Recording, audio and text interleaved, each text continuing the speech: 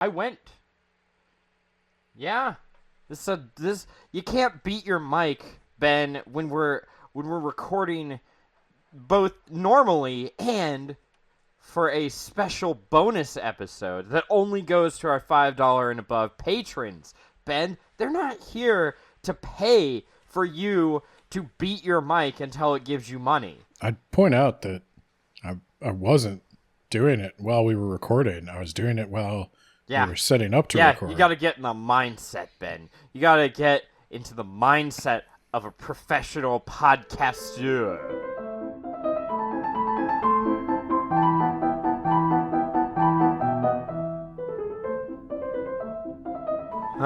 Words about books. Yeah, so this is your fault. So why don't you tell everybody what you did? Yeah, okay. So, I decided to listen to Ben's idea. This is actually Ben's fault. He doesn't remember it, right?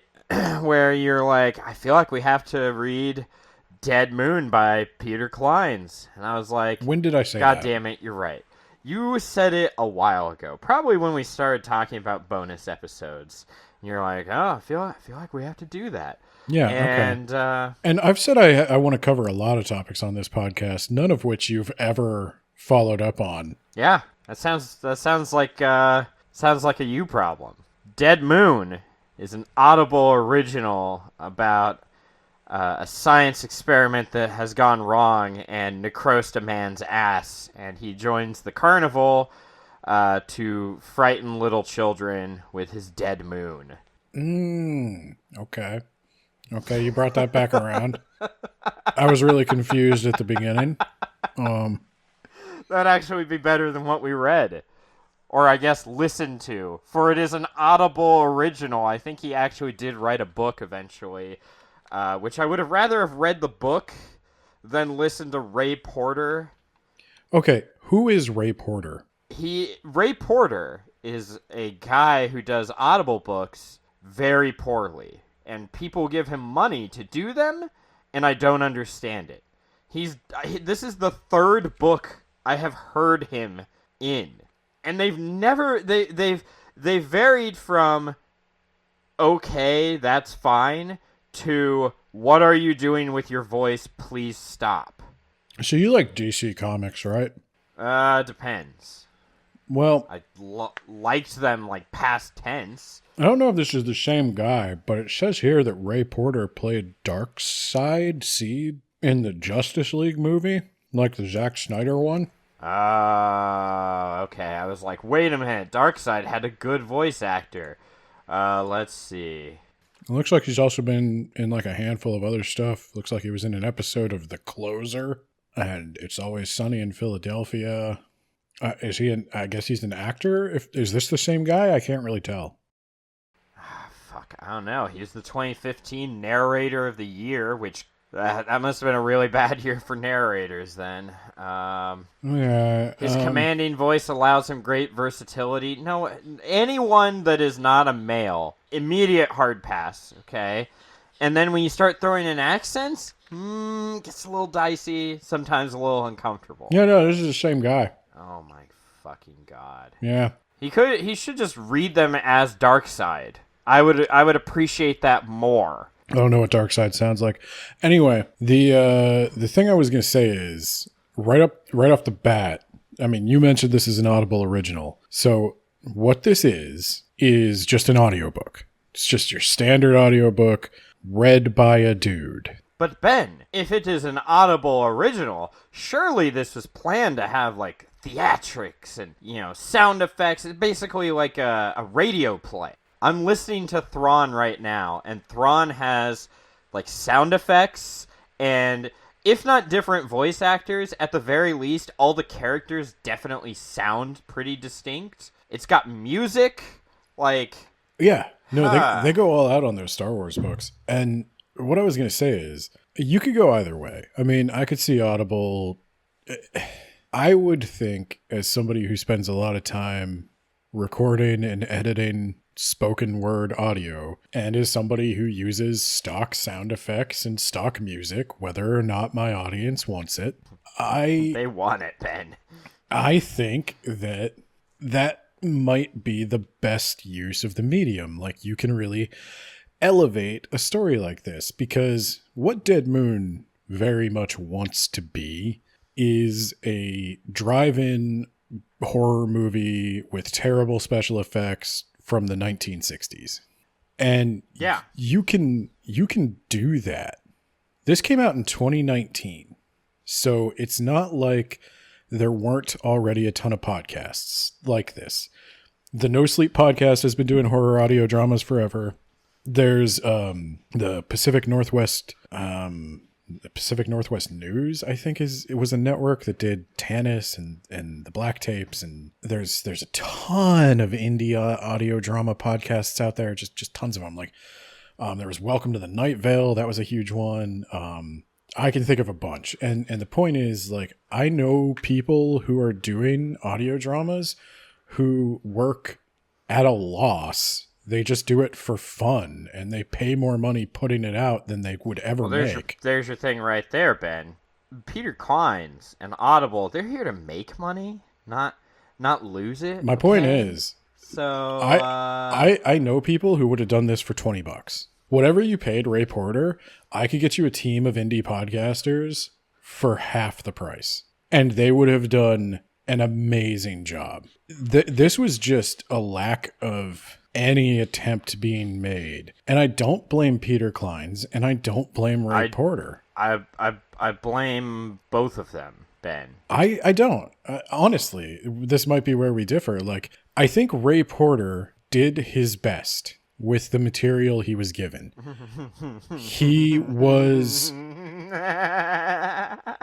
laughably miscast. Why would you cast when your main character, your protagonist, is a 25-year-old ballerina? Why would you cast a guy who looks like he just walked out of a honky-tonk bar with a cigar in his mouth? He doesn't exactly convey that, quiet, reserved femininity. And he tries. He certainly tries.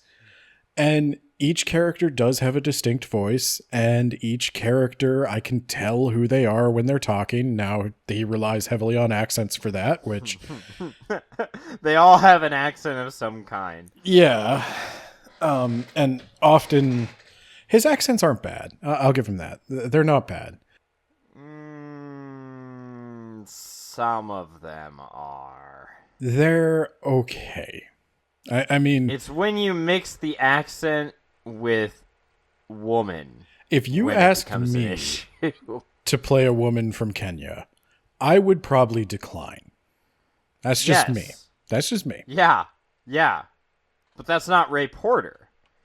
I don't know if Ray Porter knew when he signed up. Like, do you think he read the whole book and was like, oh, yeah I really want to do this project? Do your due diligence, Ray. No, he was probably just like, why do you keep writing these things and giving them to me? Look, I know Ray Porter does every Peter Clines book, and if he played Darkside, then he's probably a big comic book fan like Peter Clines is, and I'm sure they're friends, and I'm sure I wanted my friend who's an audiobook narrator to narrate my audiobook, even though... So that's a Peter Clines problem, is what you're telling me. So we're back to blaming Peter. Which you said you don't blame Peter, well, Ben. Which is it? Whose fault is it, Ben, if not Peter Clines? Okay. So I blame Amazon.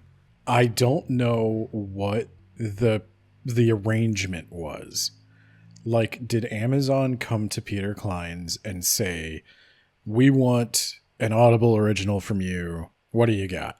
And Peter Clines' response is, I've got nothing. I haven't had a good idea in years. Perhaps. Please do not come back to me. If when we both listened to the audiobook for Dracula for that Halloween episode. And you know how it had like different voice actors for each? And that it was like a production. It was like fun. Yeah. And you had voice actors who were like when the character... And it elevated the material. Yeah. Well, and it's just very little things like having a voice actor impersonate another character who also has a voice actor, and it's funny because it's like listening to a friend imitate another friend. There's just a lot of little things you can do with an audiobook, and I would think if you were investing in your Audible original platform. You wouldn't go to Peter Clines. Well, I would think if you went to Peter Clines, he gives you the manuscript. And the manuscript sucks. I mean, we'll get into that. Okay, good. I'm glad that we're on the same page there, Ben. You had me worried. But the manuscript was salvageable in editing. I could give this manuscript. You could give this manuscript to us. We could get our friends and family on the mic, and they would do a better job. Nuzzlehouse puts out one of these once a quarter, and it's 10 times better than this. Does he do women's voices? No, he just asks women podcasters that he knows to do those characters. And they come on and they do it for free. And it's so easy to get people to do these things. And they're not professional actors, and you can tell, but it's fun. And that's part of the fun of B-movies, too, is because those actors suck. That's why they're B-movie actors. That's what I'm saying. Like, it's not... If you wanted to fill out your Audible original catalog with some B-movie material, then do that and show that you can make a perfectly serviceable drive-in theater experience. So, like, you could listen to Dead Moon while you're washing the dishes. And what if when you're telling me about all the latches they're fumbling with and all the buttons they're pushing and all the things they're typing into their system and batteries they're charging, what if there was like a sound effect and some Could you imagine if that were a thing we could do with modern technology? I know we're a ways away from that. What if you could even play it like further away or just in one headphone to give the illusion of like spatial movement or how far away something is? Could you imagine? I couldn't. Could you imagine if you could just do that for free in 10 seconds in Audible? Or not Audible, Audacity? You know how much work that would be, Ben? All that 10 seconds starts to add up, okay? I actually know exactly how much work that would be. I have a portfolio if you would like to hire me, Audible. So I blame the failure of the audiobook on Amazon because I think Peter Clines' job was to deliver a manuscript. So you're giving him the benefit of the doubt here, though. I'm saying that you don't know for sure that Amazon did this. I'm saying for all you know, Peter Clines was like, "Hey, I see you're doing a new Audible platform. I can write you a script. I could take a dump on some paper, and we can interpret that as zombies on the moon, and it'll be great." I don't think so. Because the book seems like an afterthought, and I feel like if it were Peter Clines' idea, he'd be like, I'll give you the audio, I'll make it an Audible exclusive, which there are plenty. But I think it's at the end of the day, now maybe Peter Clines did insist, I want my friend Ray Porter to narrate this. And if that's the case, then that was a dumb move. I mean, you got your friend some work, but... He's dark side. Does he need work? He has been like the Audible narrator. He has won an Audible award. He's won an Audie. I'm not making that up. That's what they're called. Oh my god. Oh my god. Oh, fuck me. No way. Come on. Fuck. He won Audie Audiobook of the Year for Project Hail Mary. He also won Audie. He won the Audie Award for science fiction for Project Hail Mary. I think Project Hail Mary is the least offensive, and there's still some just some awful. I mean, God, just look. I've listened to Will Wheaton narrate Ernest Cline, so Ray Porter is not gonna break me. Ray Porter is an actor at the very least. And I know technically Will Wheaton is too. Is he? Technically, he has acted. Is he? He was paid by someone to act. And he was so disliked at that he was booed off of the show. Mm-hmm.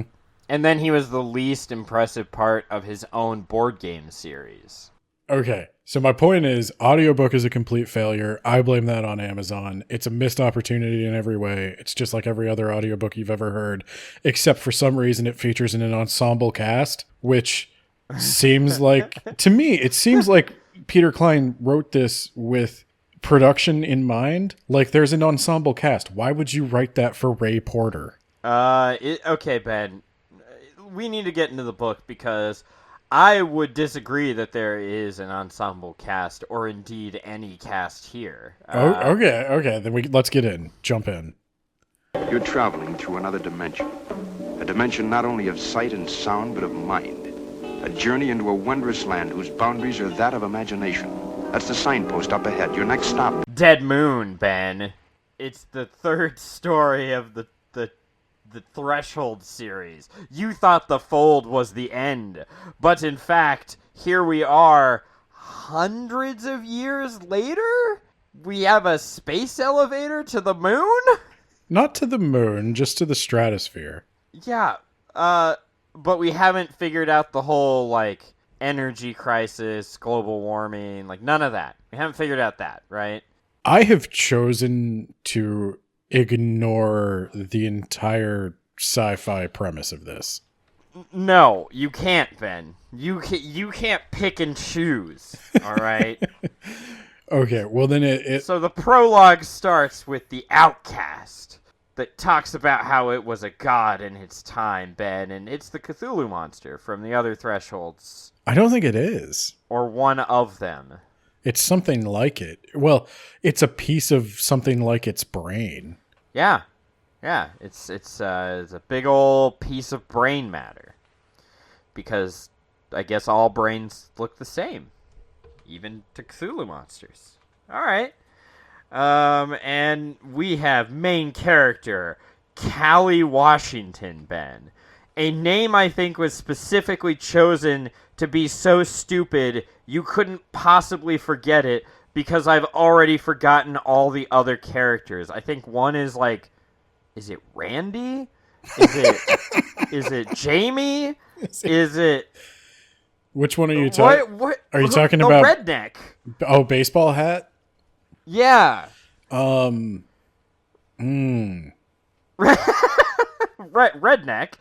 Jake. My notes say Jake. I put that down Jake like sounds halfway right. through the whole thing. Jake's the redneck. So there's Wahid. Wahid, yeah. There's Mrs. Wahid. Esri, Emma, Yzma, Esme? Esme, the Twilight name, right? Yeah. Yeah. And then there's Talia? What the fuck is her name? Tessa.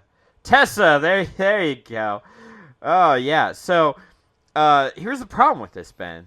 I don't know most of their names except for Callie's because her name is so fucking stupid you can't possibly forget it. I think that was by design because maybe Peter realized that none of his characters actually had characters. Oh, well, see, here's the problem, man, because I thought her name was Kelly for like half the book.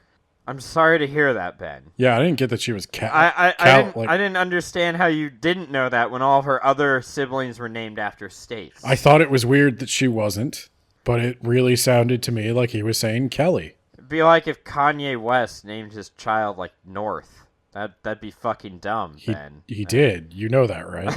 I know. Okay. I can't tell with you.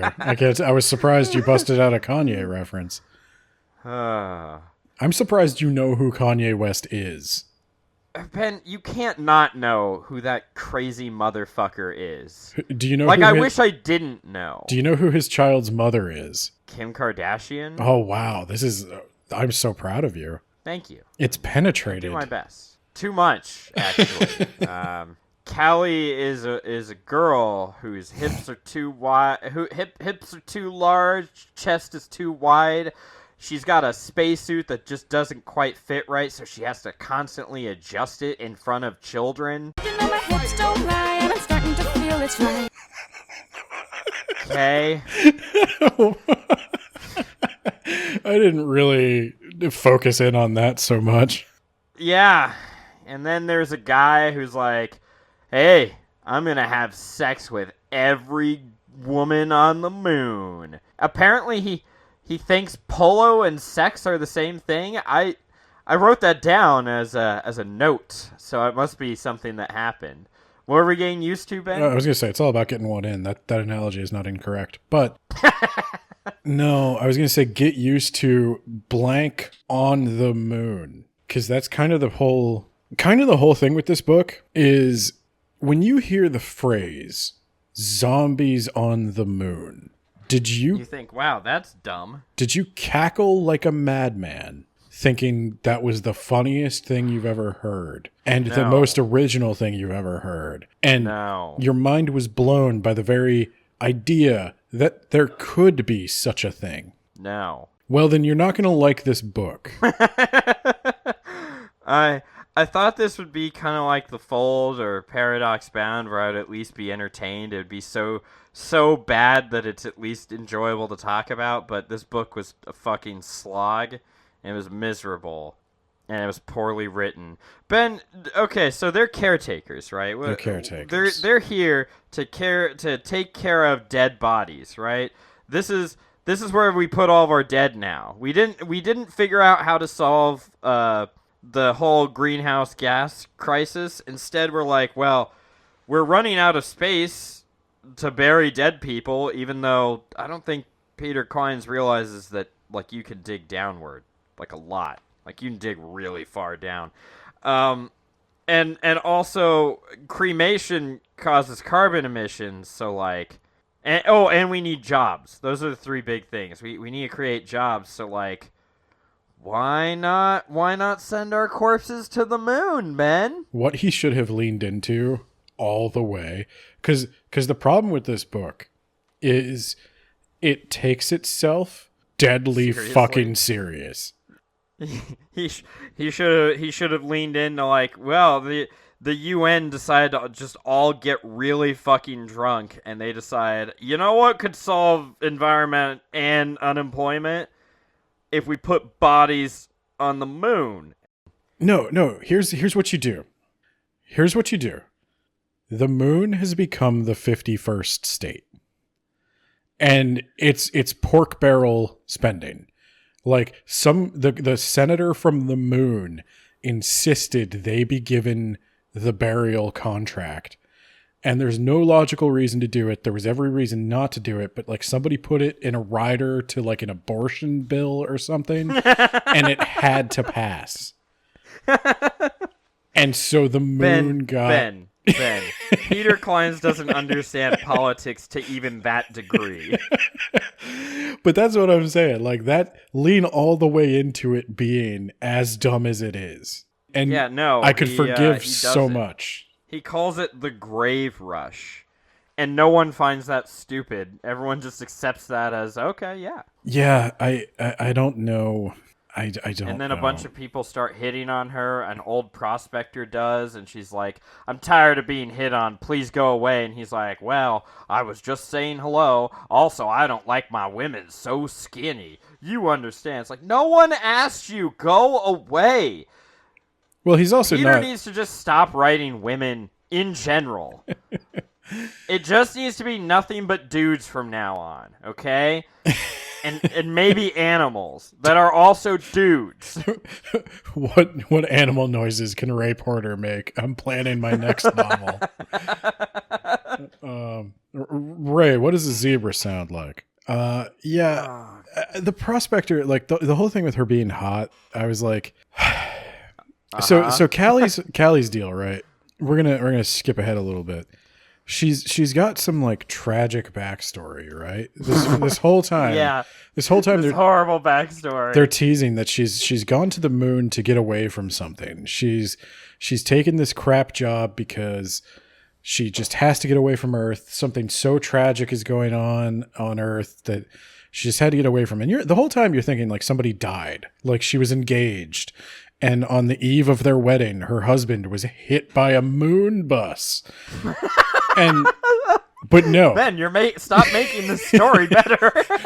But no. What happened was she wanted to be a ballerina, but she sucks at it. No, she wanted to be a ballerina, but then everything changed when the puberty attacked. Yeah, she says that, but then later in that same conversation, she admits, also, I just wasn't very good. And I was sitting there. I was sitting there like she basically said, she says, I'm good. Like, she says I'm better than average, but that's not good enough to get into a ballet company, which is correct. If you're trying to be a professional athlete of any kind, you can't just be better than most people. You've got to bring that Bridget energy if you want to get to the pros, buddy. Right. So the bottom line is she just wasn't good enough for ballet, and no one wanted to be the one to tell her. And finally, she decides to accept it, that she's not good enough. She ran away to the moon. And she goes to a career fair, and she meets up with the moon people. And the moon people are like, yeah, we're always hiring because nobody wants to dig graves on the moon. And so she accepts that job, and she goes and tells her parents, hoping her parents will talk her out of it. And they're like, it's probably a good move. I'm glad you finally got serious about your career. Yeah, thank God. And she talks about that. You're getting a real employment. She talks about that like it is the most heartbreaking story anyone's ever heard. Ben, do you want to say what happens immediately before this tragic backstory? Yeah, well, I don't remember exactly which thing happened before this tragic backstory, but I do remember one of her fellow crew members just watched her husband of like 20 years eaten alive by zombies in front of her. No, right before this tragic backstory, Jake says he shot a child in Afghanistan. You're right. He shot 3 children in Afghanistan. That's right. And she was like, wow, anything I say is going to sound really petty and dumb after that. And she was right. Yeah, like her whole reason for being on the moon is that her parents weren't supportive enough of her attempts to become a professional ballerina, which, by the way, they supported her until she decided to stop. Yeah. And it's like, Callie... And then they supported her in her new venture. And at the end, it's like, Callie, you don't have main character energy. Like, not even a little bit. Callie starts as the main character, and then it sort of becomes Jake for a while, and then it goes back to Callie. Because, I almost said Ernest. Peter remembered... Peter remembered that Callie was in this book too. Also in the cast of characters is Tessa. Tessa is a nerd, and she's also hot, but she's nerd hot. Like, she's got her hair tied up and big glasses on that distract you from her boobs. And she has always wanted to work on the moon as a gravedigger. She has studied all of the moon grave digging science. She knows all about the moon economy, and she knows all about the moon city, moon systems, and she's gonna do that. So she's real. It's Luna City. Luna City, yeah. She's real gung ho. And then the mayor of Luna City is the mayor from Jaws. No matter how bad it gets, we will never tell people to stop going into the ocean. We'll never tell people that zombies are attacking the moon. Do you want to list all the other characters, like Daniel, I think? I don't remember a Daniel. Yeah, because he died immediately. Spoiler alert, zombies come out and, like, there's, like, a death rate of 80% of the crew. Like, it says Daniel was the preacher, I think. And then Daniel immediately turns into a zombie and kills some girl immediately. Okay, so here's and then Anna panicked, missed a jump, and fell into the horde. So I wanna describe this in a certain way. Enrique? Because I don't know anyone's names, so you can just be reading the phone book to me right now, and I'll nod and be like, yeah, that sounds right. Redfield? Yeah, Chris Redfield was there, and what was her name? Sarah, and one of the things, as usual, I looked up a bunch of the reviews, and when I want sound criticism, I go to Goodreads, and Yep. I was surprised somewhat to see that most people on Goodreads have this pretty much pegged as phoned in garbage and doesn't contribute or even really seem a part of the Threshold universe in any way, shape, or form. So, kudos to Goodreads listeners. They nailed this one, but there were a few that had positive reviews of this, and without fail, the one thing that positive reviews seem to mention is the originality of this plot. Is it? No, not at all, not even a little. There have been many zombies in space stories, and there have even been many zombies on the moon stories. And I'm sure that there have. And I can remember there being a zombies on Mars in Doctor Who. Yes. And one of the reviews in particular said, zombies not caused by a plague or virus? I'm interested. And it's like, well, then have I got a movie for you. Lot. It's called Night of the Living Dead. And they weren't... There's a lot of magic zombies out there, buddy. The original zombie movie, Night of the Living Dead, in which it was so cutting edge, they were not even called zombies, they were ghouls. The Night of the Living Dead, do you know how it started? Do you know what caused the zombies? Did a meteor hit the ground? You fucking bet it did. That's the space vehicle which orbited Venus and then was purposely destroyed by NASA when scientists discovered it was carrying a mysterious high-level radiation with it. Could that radiation be somehow responsible for the wholesale murders we're now suffering? And it had a particular kind of radiation that reanimated the dead. Huh. And you know that Peter knows this. Yes, I know that he knows this. Because he absolutely loves zombies.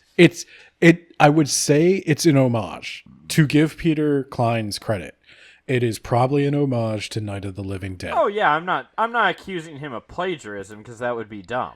What I'm accusing the reviewer of is being dumb for thinking anything. it's original. Yeah. For not taking a moment to think zombies on the moon. Well, with the early 2000s zombie boom where everything was fucking zombies for like 10 years straight, surely someone else thought of zombies on the moon. This came well after Peter should have just let it go, and this was like we're done. This was 4 years ago. Oh my fucking god! It came out in 2019. Oh my god! It was my god! It was a pre-COVID world. What? It's a pre-COVID world. Yeah, it's well past the zombie boom. Like The Walking Dead was in its final seasons. It was over. It was long dead. And there are people, I know there are big zombie fans out there. There's a whole like apocalyptic horror genre that's still trucking strong. But to think it's not the mainstream. No, but to think that this was original and to give it points for being original. It's just Night of the Living Dead with a Lovecraftian twist that the meteor was alive. Okay. Oh, we'll get to that, Ben. We'll get to that because I kind of thought that sucked. Anyway, all right, Ben. So Callie gets to know her crew or whatever, and did you like how they there's an Osiris station and a Isis maybe, and there's Hades. Like I don't know. Like I even put down what are any of these things because they name them the stations and the vehicles. And I didn't track any of that. They're like, oh, we need to get on the Osiris. Oh, we quickly come over to the Iran. I don't know if that's what that is. Well, but Hades station, we lost contact. And I'm like, what the fuck what are you saying? Yeah, there's a lot of jargon and there's a lot of techno mumbo jumbo. And I would go ahead and say that there is a short story's worth of material here. Ooh. Could I briefly summarize? Let me summarize real quick just the plot. and then we'll dive deep and we'll take a magnifying glass to specific bullet points. Okay. You interrupt me. I'm sure you will if I miss a key plot point. But essentially, this is the order of events. Meteor crashes into the moon. The dead start rising. We don't know that right away. First thing that happens is a crew goes missing. Then they send a crew to look for that crew. Then that crew goes missing, and they send a crew to look for that crew. Then that crew gets attacked. Crew after crew. Nobody wants to report this to somebody with, more people, because the guy who owns the moon, his son is there. And you keep thinking that's going to be a big deal because he's the guy. His son is the pervert guy. Yeah, he's the guy that hit on Callie, and you keep thinking it's going to be a big twist, like he's alive or he's like he's dead. He died in the first attack. He never comes back. Yeah, it goes nowhere. He's never gonna come back. Don't even remember him. Okay, he's dead. Move on. Yeah. So I spent an hour developing that plot point literally, and then threw it away. And then the third group of people that go out, they get attacked, but some of them live, and they come back and they're like, "There's zombies on the moon." And nobody believes them or cares. And they're like, okay, so we're going to have to evacuate and go to Luna City. Based on the rate the zombies are running, they'll probably get here tomorrow. So let's all go to sleep. And that turns out to be a miscalculation. And so... Don't worry. The German Wehrmacht, they'll be here tomorrow. Just go take a nap, and tomorrow we'll get ready to dig those trenches. So they're surrounded. They're surrounded by zombies because they've miscalculated something. There was in the reanimation of the dead on the moon perhaps a variable or two that they were unaware of and maybe should have planned for unknown unknowns. And but they're surrounded by zombies. This is a crisis. Yeah. I want to say like 30% of the crew dies in this attack or something. I don't really remember. A ton of that. People are dying left and right, and they're like, "Oh no, Daniel!" And I'm like, "Who the fuck was Daniel?" "Oh no, Mendez. He's left behind." I'm like, "Who the fuck is Mendez? Who are any of these people?" Yeah, Daniel, Madonna, Bieber, Matt Damon, and John Taffer. They all die in The Rock. They all die in the attack.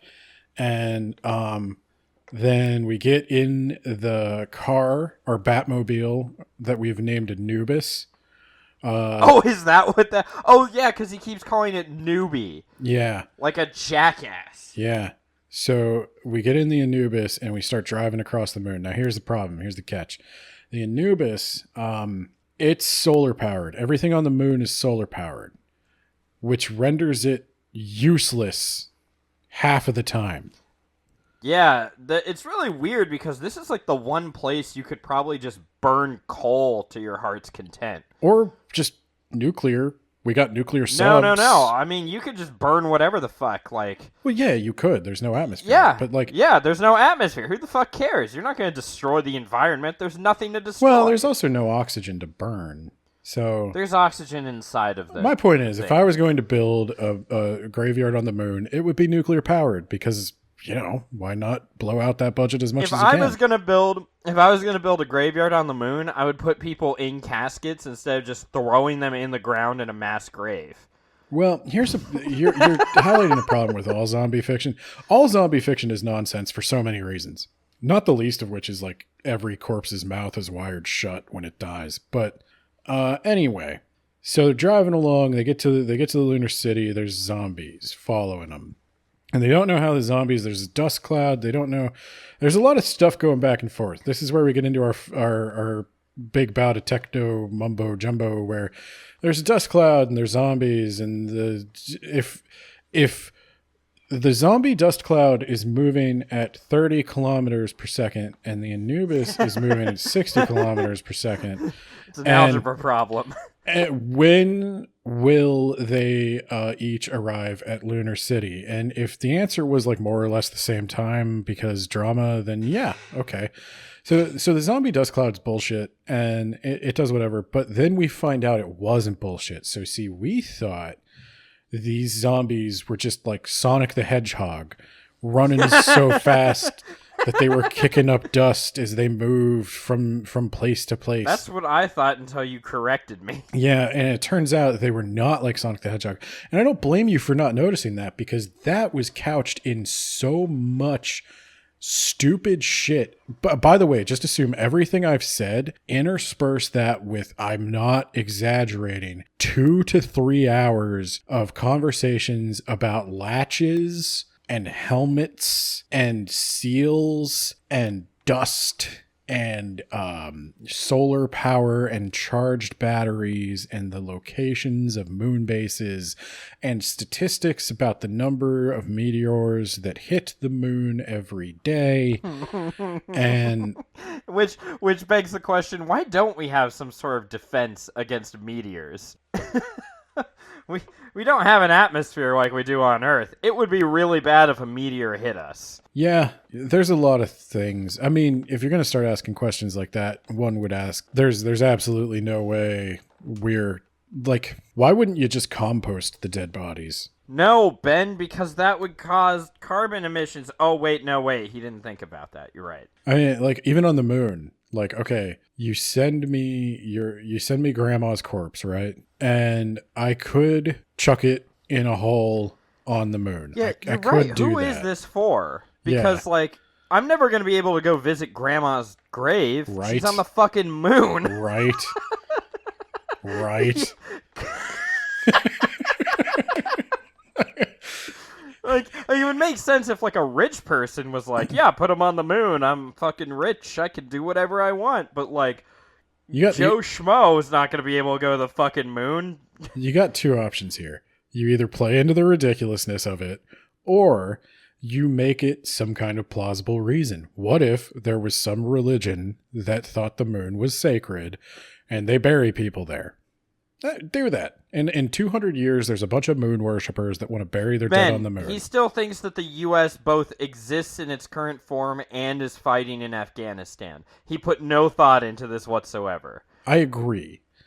So they get to the lunar city. It's basically modern times, but he adds in a little bit of extra text so that we can go to the moon to bury our dead for some reason. So they get to Lunar City. Zombies attack Lunar City. It turns out that they were not Sonic the Hedgehog. They were a radiation wave, a radio wave being emitted from a meteorite. And it's not that there are zombies running super fast across the moon. It's that there's bodies all over the moon, and the wave is spreading out, resurrecting the bodies. And so a bunch of new bodies are popping up as they go. And so it looked like they were chasing them, which is something that's information that is perhaps best conveyed visually. But this is an audio thing, and we have no way to do that. So there's a lot of descriptions about how dust clouds move. And satellites. Yeah. You can't get access to the satellites because tourists are using them. Tourists went to the moon to look at pictures of the moon through satellites orbiting the moon. That's a big industry. It's like it's Futurama. It's Futurama. I want to go to the dumb moon theme park. I don't want to go on the actual moon. I dare say that episode was the inspiration for this, and I'm not joking. Oh my god.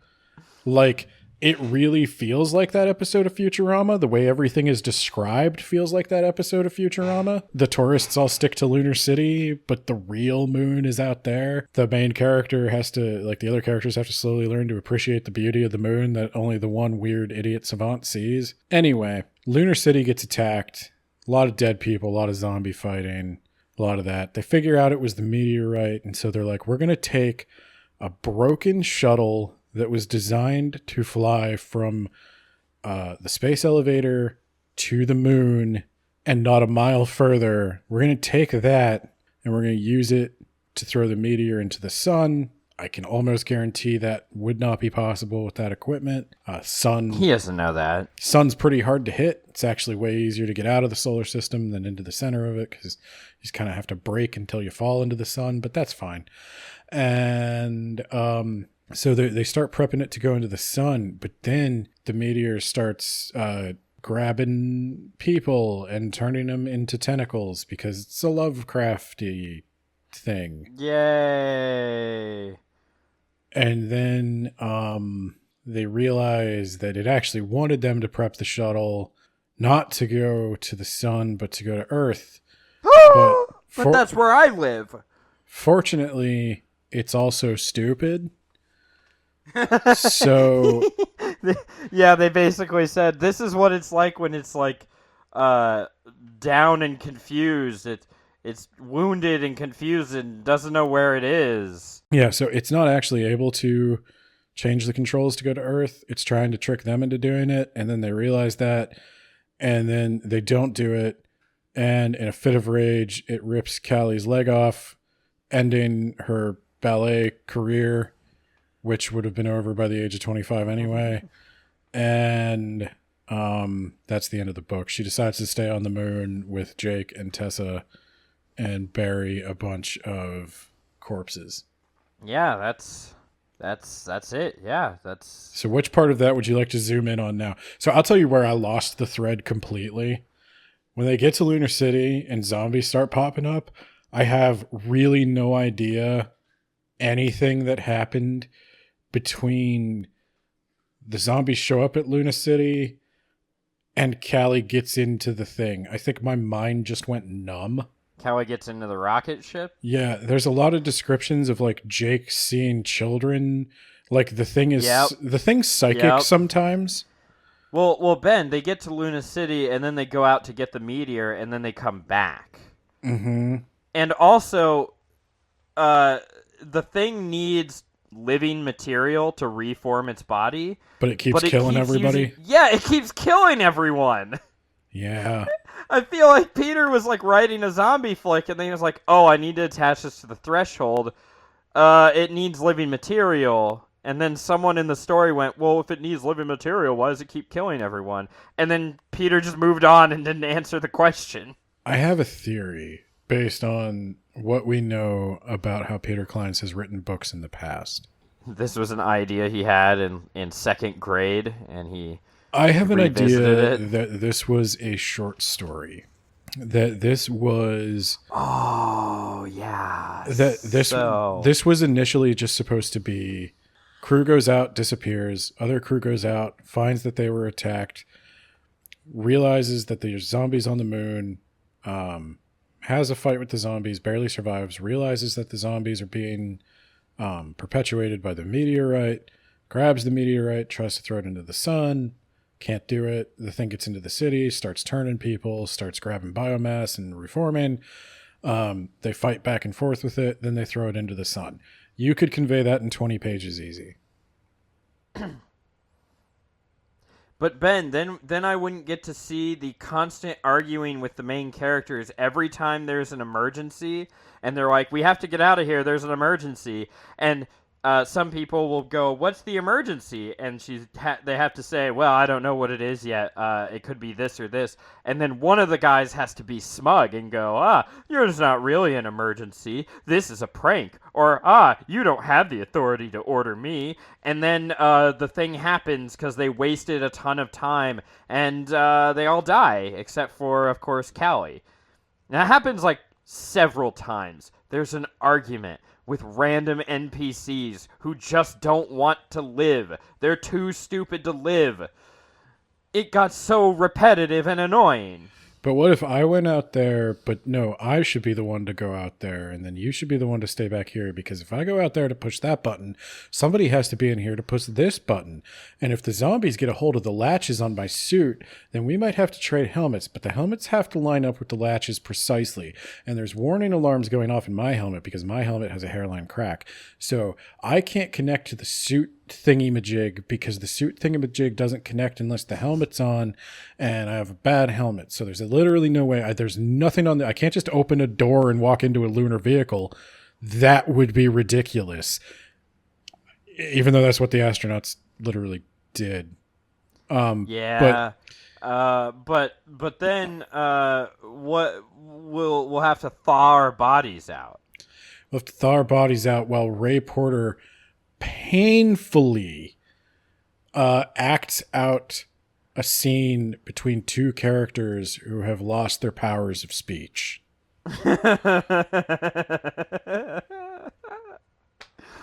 Oh. She thinks her eardrums burst, and someone was like, no. Or I think Jake was like, oh, they didn't burst because you can still hear. You know you can still hear without your eardrums, right? People get their eardrums burst from bacterial infection. Like Peter Clines, stay in your fucking lane. This is like the third time you tried to do something medical, and it's always wrong. It's always wrong. Like the fucking fold with it was Paradox Bound. It was a primary care office that he described as sterile, which is not true. That's not how those are set up. And then, you didn't have a valid ID, so they called the police. No, they didn't. We don't call police for anything unless you're threatening us. Do you remember in the fold, though, where she had the physical exam that failed to notice that her entire back was no longer scarred? Yeah. So he didn't put any thought into researching this. And no, he didn't research anything. Look, I wouldn't either if I had a story about zombies on the moon. Because that's stupid. Like, your premise is already unbelievable. There will never be, I'm comfortable saying this is a bold statement, but there will never be zombies on the moon. That's just not something that is scientifically ever going to happen. But Ben, what if a Cthulhu monster comes along and animates them? How? And also, they would have to be dug up. Yeah, we started doing math to see how plausible this is, and it's not. Like, with all zombie stuff, you have to accept the premise that a body can move without the processes that constitute life. And there's a reason things are considered dead when they are, because that's when they're beyond the point of ever being able to do that again. But these are magic, Ben. Right. You have to assume there's some magic force. Like, magic. Obviously the muscles are not, burning oxygen and calories to create electricity to cause them to bend. They're not doing that. So there's got to be some magical force moving them. And, okay. So let's accept that. Let's accept that there's some magical force moving the zombie.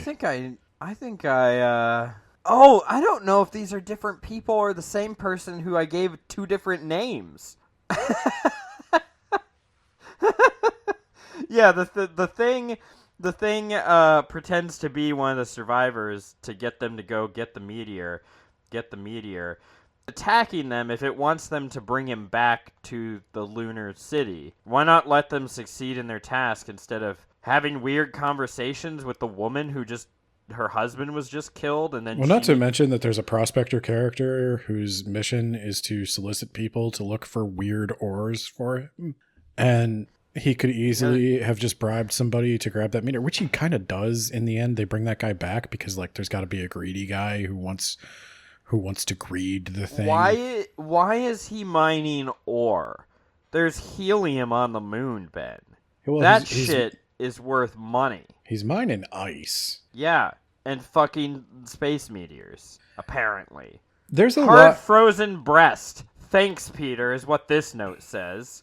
There's a lot of things you could do with the moon besides bury dead people on it. And I think scientists have largely made the case for that on their own based on everything we know about the moon from science. So that's what I'm saying. Like, this is ridiculous. And that's okay. But it wasn't fun. That's Ben. the problem.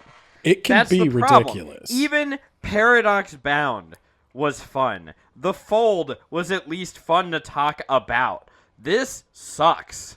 This sucks and I don't care. It's bad. He cared less. There's no memorable scenes where anybody fights a zombie. There's no, like, there are scenes where people fight a zombie, but like... Well, you could at least tell me some of the people from the Fold, even though they didn't have real personalities, they just had quirks. I don't remember shit about, like, most of these people. I don't know what Jake's deal was other than he shot 3 kids in Afghanistan, which we are still fighting in. There was too much of the, I'm going to go here to do this while you go there to do that, and then this person will do this. And like, the Fold had a lot of that, but the Fold also had like a 6-armed insect man throwing spears so hard it atomized people.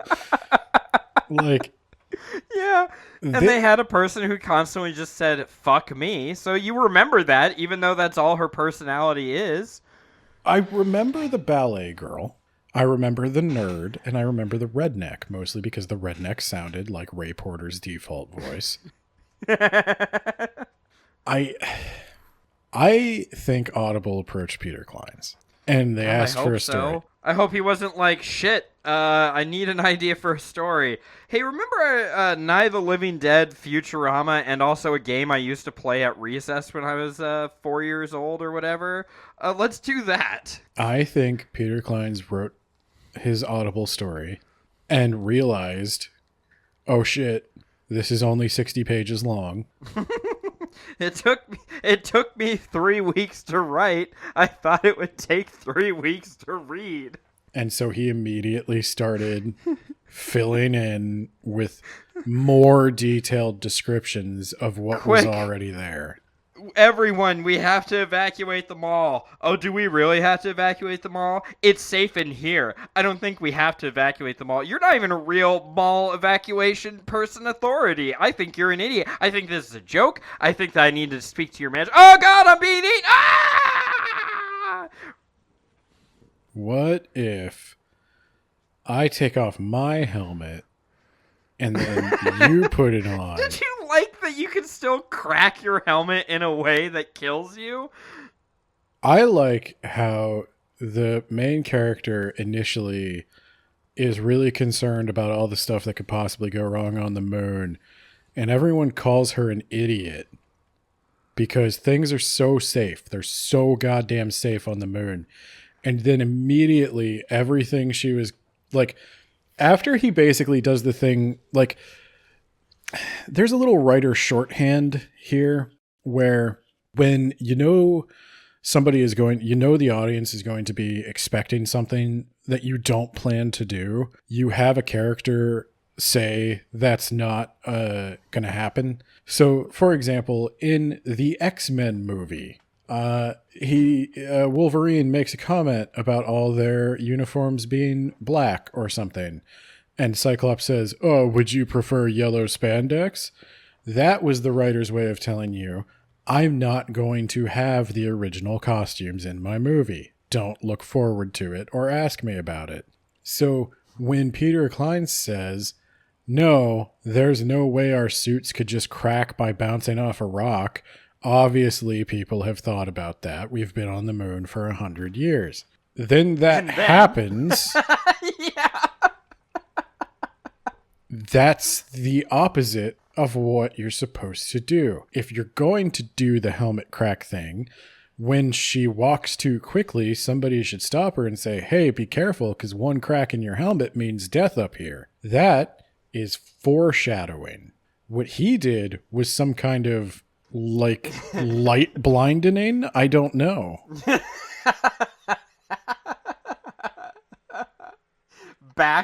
Backlighting? Yeah, I guess. Yeah, he was backlighting.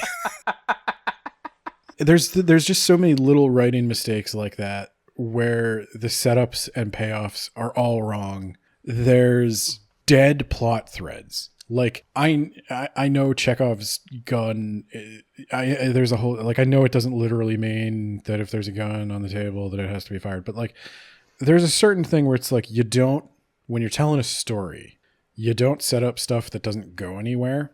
Or if you do, you call attention to it as a red herring. Like if you're going to have a mystery book, you assume certain things might be irrelevant information meant to distract you. That's part of the game. But when you're doing a horror or sci-fi book, you don't really do that as much. Like, you don't make, like, I can only talk about this. I can't talk about it in terms of page count like we normally do. But I was listening to this book at 1.75 times speed. And I feel like the kid who owned the moon was built up for literally an hour and a half. Mentioned a lot. And he even gets a chapter from his perspective. He's one of the first ones that encounter the zombies.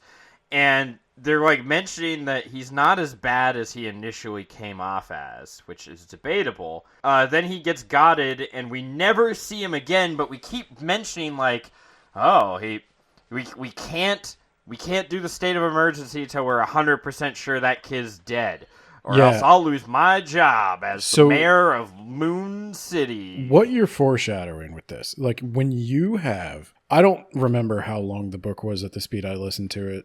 Maybe like fucking long. I even turned it up partway through, and I'm like, oh my god, this is going on forever. I think with the speed turned up, it was about 9 hours. And this kid was built up for an hour and a half in the beginning, and then mentioned again throughout the book.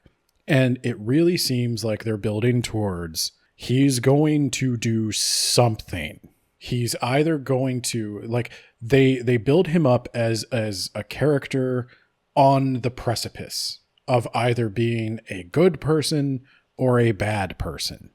And he's either going to do the right thing and sacrifice some of his family's prestige to save the human lives on the moon, or he's going to selfishly save himself and prove everybody right about him. Or option 3, he's been dead the whole time. But Ben, there's another option, right? If he's been dead the whole time, he's a zombie, he could show back up, right? Yes. Right, Ben? Right? That's a thing that right? Right. Does he do that, Ben? Does he show back up? Well, in a stunning display of backlighting a backlight, Peter Clines does elect to have him show up again, but it turns out that was just a zombie that looked like him. Yeah. And it wasn't didn't actually even look him. like him. I think it was the mind, the telepathy thing. Yeah. So somebody hallucinated that he was there. Yeah. Yeah. That's a double backlight. That's a double backlight. God. Yeah. Yeah. These are just like, there's no rules when it comes to storytelling, you know? Like, you can tell a story however you want. And for God's sake, like, I don't presume to be the one who, I don't presume to be a master storyteller. I've never made any money on a book I've written. Well, it's also like you can cook however you want. You can cook your steak until it's charcoal if that's what you want to do. But I'm going to say it tastes like shit. Yeah, there's a reason things resonate with an audience or don't. And while audiences may not have the technical language to tell you exactly why what you're doing didn't resonate with them, they still know it didn't resonate. And some of that would be these little rules. Like, one thing that is just always going to be rewarding as part of human psychology is setups and payoffs. Yeah. An audience, and that's why, like, mystery boxes don't work if they're never revealed or if you constantly change them. J.J. Abrams. The point is not to trick the audience. The point is to get the audience invested and then pay off their investment. And that is when you don't do that, when you get the very basics of storytelling wrong, like, some of that is just instinctual.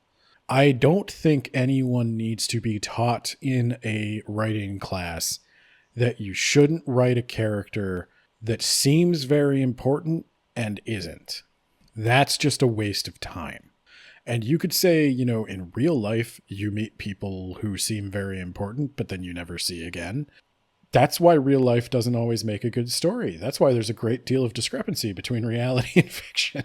Right. And I feel like Peter Clines knows how to write a good story. He has demonstrated. He's done it at least once. Yeah. And he's come close a few other times. But this, to me, is so bad from like just a structure standpoint that it had to have been rushed or stretched. He didn't care. I mean, he did not care about this story at all. This was for a paycheck. Nope. Yep. And what I'm saying is, even then, even as bad as it is, you get some actors, you get some music, and the Thrawn stories are a perfect example of this. I told you this when we were covering with the original. I forget the one with Garmbel Daddy. Dark Force Rising. Yeah, when we were covering Dark Force Rising, I listened to the audiobook and I enjoyed it so much more because just having a guy really like go out, do the voices, and I don't mean to say also when I pick on Ray Porter that a man can't do a female voice, but like if you're going to have one narrator, if you have to, try to get somebody who, if most of the characters are feminine voices, get somebody who does whose natural voice is feminine.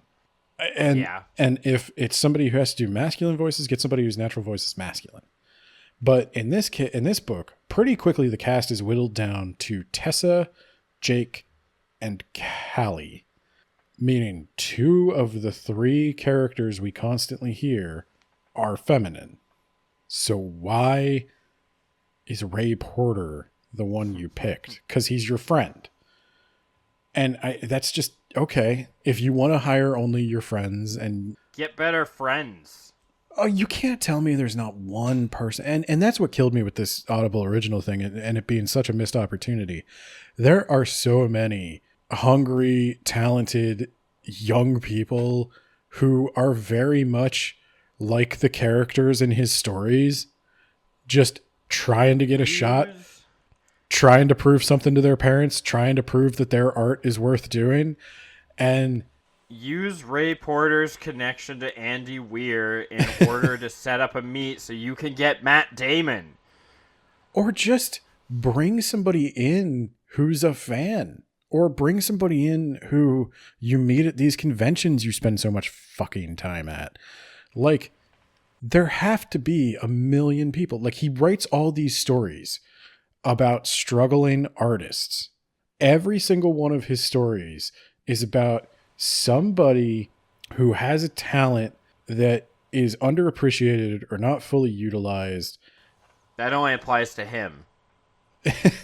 Well, and then when you have an opportunity with something like an Audible original, and again, maybe he didn't have any control over this. Maybe this was Amazon was choice. Like, no, you're getting Ray Porter. That is something I find hard to believe. If he had been like, I think this would be really cool if we got some like young voice actors or some indie voice actors in who... Get me Nuzzlehouse. Nuzzlehouse has people come in. He had female characters in the Valentine's Day episode, and he got the unsighted people to come in and play them. And maybe it was because like female voice actors don't want to work with Peter Clines after seeing how he writes women. I find he's constantly tipping his fedora hat to her and saying "Milady." But he can't be like. How is he really involved in the recording process? I can't believe that. Yeah, he's got to direct them. I can't say that with a straight face, Ben. He sent the script off and he never thought about it again until it got his paycheck, obviously. Right? He didn't give a fuck about directing. Well, and somebody at Amazon probably was like, yeah, we'll get Ray Porter to do this because it's part of the Threshold series and Ray Porter narrates the Threshold series. And it's like, well, you didn't read it.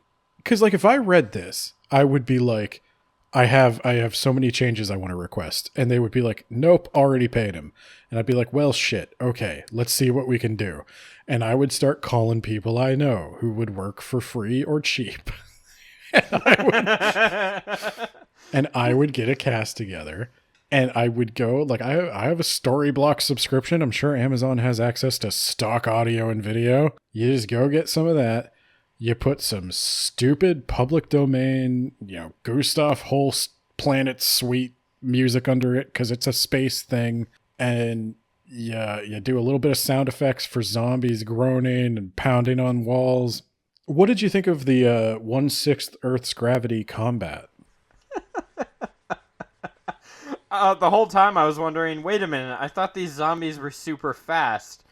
Why is this such a big deal? And it was only much later that you're like, no, that was them digging themselves out. And I went, oh, that makes a lot more sense. So what's the one thing everybody knows about the moon?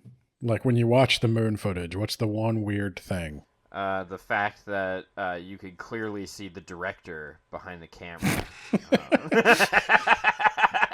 It's the fact that they hop around and they look weird and there's low gravity, right? So when they're hopping around in 1/6 gravity, that's the whole point of zombies on the moon, right? Is how do you fight zombies?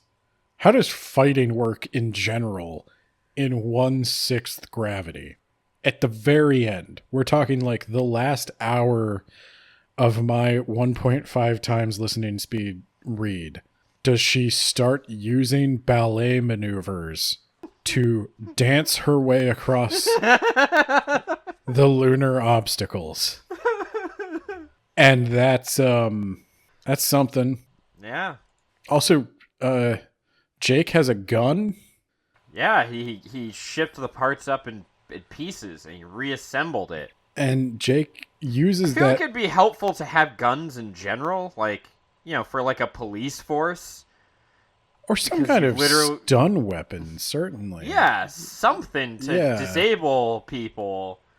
I feel like a slow-moving zombie on the moon is such a non-threat that, again, what a mistake to play it straight. Here's the thought. 1/6 gravity, right? How far could you huck a rock? Like, do you need a gun? Six times? Yeah, like, couldn't I pick up something very... I mean, it's not going to be heavy, yeah, but it's going to be, like, large and unwieldy. Like, I could just pick up and throw a desk and take out 6 zombies because they're going to get tangled up in the desk. Well, this is also the zombie thing where, if I recall, the zombie survival guide thinks that it wouldn't make sense to use a machine gun on a wave of zombies. It's like, no, I could tear their bodies to pieces. I know it won't kill them if I don't hit them right in the head, but I can make them so they're not going to move at me anymore. You can drop a bomb on them, there won't be anything left. Well, and, Instead, he's like, get a Shaolin spade and start twirling at him like you're fucking Darth Maul in the Phantom Menace. Look, I like the Zombie Survival Guide. I like World War Z. The thing with all zombie stuff, though, is I think the Zombie Survival Guide and World War Z both have a certain... Like, World War Z tells you when you need to suspend your belief and when you don't. It tells you the rules, and it just says these are the rules. This is what these zombies function like. And ultimately, the humans do win. Spoilers, I guess. Because once you know the rules, it's very easy to solve the problem. And I feel like the Zombie Survival Guide is half tongue-in-cheek anyway. I feel like Max Brooks has a good feel for, like, how seriously to take it. You eat the zombie meat, and you wash it down with milk. Max Brooks may not be the one I would choose to write a Minecraft book, but yeah, this was a sad entry into the Peter Clines oeuvre, and it seems like most of his fan base didn't like it. This one doesn't seem like The Fold, where we read The Fold and Paradox Bound, and we were like, oh man, how are people just 5-starring this right and left? This has a 3 3.47 Yeah, I was on gonna say Goodreads. I thought it was a high 3. Wow. Yeah, well, you and I both did review it, so maybe we took it down. Still, it was wow. It has- That's bad for Goodreads. It has 3,600 ratings and 444 reviews. So 3,600 ratings probably includes the 444. So yeah, that's usually pretty bad. Let's see what the distribution looks like. So it seems like it's the two highest percentiles are 4 stars and 3 stars, 34% each. But oh wow. 15% of the reviews are less than 3 stars, and 15% give it 5 stars. So that's interesting. And I'm scrolling, and I don't see a lot of reviews of people who took the time to write a review with 5 stars. Oh, I found one. If you can imagine a mashup of Andy Weir's Artemis, Max Brooks' World War Z, and a bit of Cthulhu, then that's what this book is like. Very entertaining, if you're into that sort of thing. Well, I like 2 out of 3 of those things, and I haven't read the other, and I thought it was shit. I don't understand what people see in this one. This was tough to get through. I feel like if you like this, you just like anything with zombies. Or anything Peter Clines. You're one of those people. Or you like Ray Porter. And I was thinking, like, I kind of want to do Terminus. And as I was getting to the end of this slog, I was like, nah, I'm good. We could. Especially, I saw it's attached to the fold, and you got an alternate reality. What stupid thing? I think it was a different reality Veek from 14, and I was just like, you know what? I'm done. He did not give a fuck about this. Did he replace Veek with a hotter Nympho Veek? Yeah, and that was objectively the best thing that could have happened. Yeah.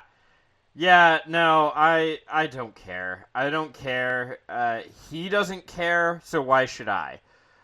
That one's also an Audible original. I'm sure they're like, wow, you managed to sell out your what credibility you had on that last book. Can you do another one? And I'm sure he went, yeah, but I'm going to need another 0 at the end of my paycheck. Okay, I probably wasn't that much. But. So I'm going to say I have this perception now that I don't think Peter Clines is good. I don't think he's crazy successful. I don't think so. So I don't really want to keep picking on him. Like, if it were Ernest Cline, part of the reason we can go so ham on Ernest Cline is because... Well, that's why I wanted to do 14 and then leave it. And then I was like, I bet that this Dead Moon is going to be dumb. But it will be like a fun, ha-ha dumb, like we could laugh about and have fun with it. And no, it's just dumb. Well, no. Just dumb. Don't you mean that you thought you'd end at 14 and then I forced you to do this? Because this was my idea? You didn't force me. I agreed to your bad idea. Really, that's on me for not shutting you down, Ben. Yeah. But yeah, that's kind of where I think if somebody cares about this, first off, I think we're probably the only ones who care about the Peter Cline stuff. Hence why we're putting it on for the bonus. Thank you, everyone. I'm fairly certain. I'm sorry we couldn't deliver on something more entertaining. The book just wasn't good. But I'm fairly certain nobody else has read the Peter Cline stuff.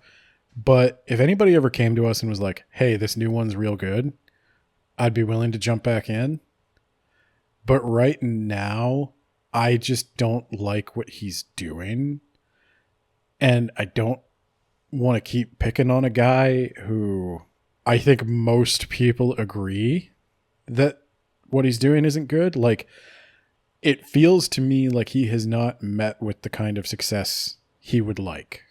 Yeah. Putting out Audible originals is not really that glamorous.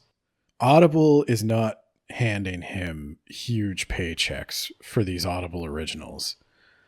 And Audible is also not super popular in the writer community right now because they're a monopoly that takes a huge cut of an author's potential pay. So I can't imagine it's a very like popular, like street cred building thing to do. Like Audible original content seems kind of like, it does seem kind of like selling out, and it doesn't seem like the kind of thing a person who has a ton of options would do. And I also don't blame him for phoning it in, because most Audible original content sucks. It's just a scam. Audible just wants to say we have so many tens of thousands of hours of Audible original content. That's all it is. And it will be legally true because they do have tens of thousands of hours of content. It'll all be phoned in shit from authors who don't care and don't want to do it. Yeah, I'm done. I'm done with him. Yeah. The only book I'd be even somewhat interested in is the one that was a financial failure, and then he came back with 14 and did really well. I'd be interested to see if that financial failure was actually like decent.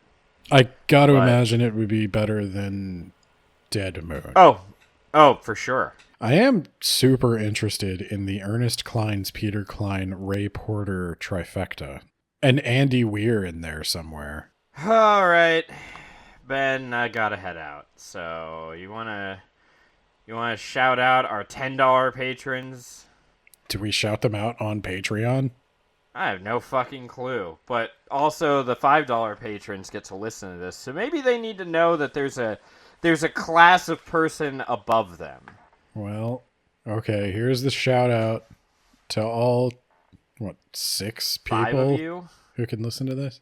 Okay, so a shout out to Spooky Shy, who is looking at me saying that yes, you're going to shout me out.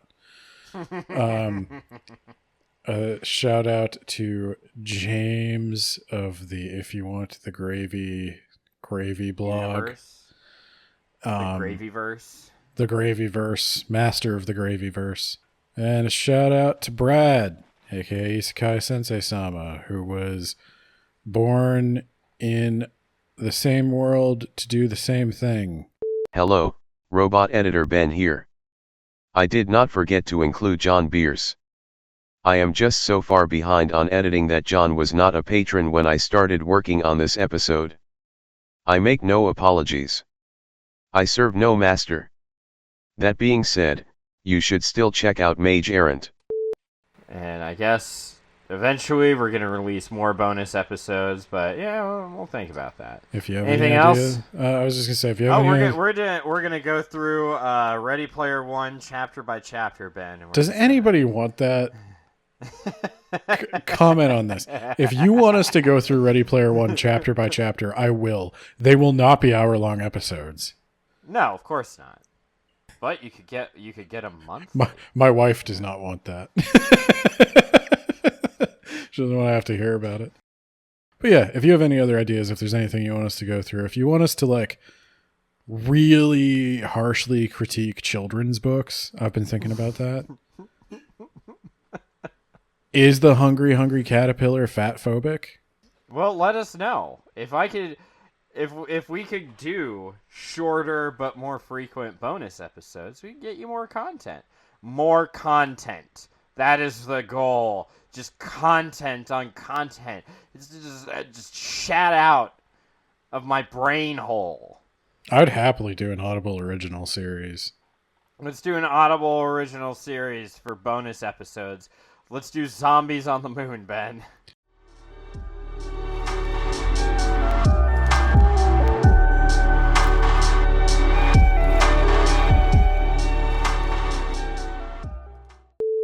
You're probably wondering how Editor Ben became Robot Editor Ben. The story is as long as it is needlessly complicated. It all began one rainy afternoon 3 long months ago, when I first sat down to edit this bonus episode.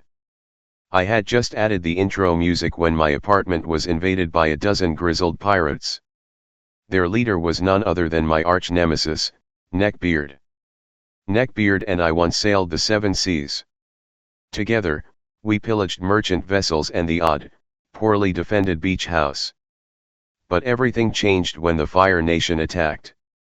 It is not well known outside of my clan, but I am a bread bender.